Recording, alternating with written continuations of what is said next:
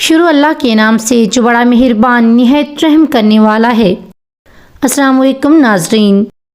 زبیدہ کون؟ زبیدہ عراق کی ملکہ اور ہارون رشید کی بیوی تھی۔ زبیدہ خاتون ایک نیک ملکہ تھیں۔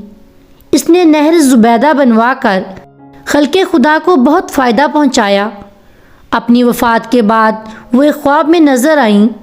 اس نے پوچھا کہ زبیدہ خاتون، آپ کے ساتھ کیا معاملہ پیش آیا؟ زبیدہ خاتون نے جواب دیا کہ اللہ رب العزت نے بخشش فرما دی۔ خواب دیکھنے والے نے کہا کہ آپ نے نہر زبیدہ بنوا کر خلق کو فائدہ پہنچایا، آپ کی بخشش تو ہونی ہی تھی۔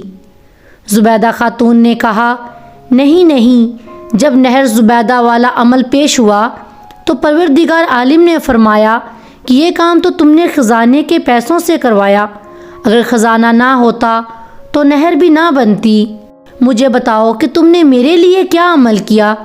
زبیدہ نے کہا کہ میں تو گھبرا گئی کہ اب کیا بنے گا، مگر اللہ رب العزت نے مجھ پر مہربانی فرمائی۔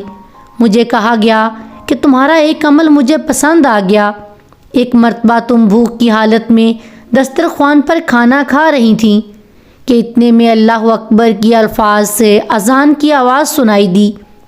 تمہارے ہاتھ میں لقمہ تھا اور سر سے دوپٹہ سرکا ہوا تھا۔ تم نے لقمے کو واپس رکھا، پہلے دوپٹے کو ٹھیک کیا، پھر لقمہ کھایا۔ تم نے لقمہ کھانے میں تاخیر میرے نام کے ادب کی وجہ سے کی، چلو ہم نے تمہاری مغفرت فرما دی۔ دوستو، ہمیں بھی زندگی کے ہر مقام پر احترام اسلام کے چھوٹے چھوٹے پہلوؤں پر غور و فکر کرنا چاہیے۔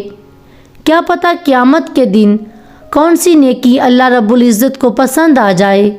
آمین۔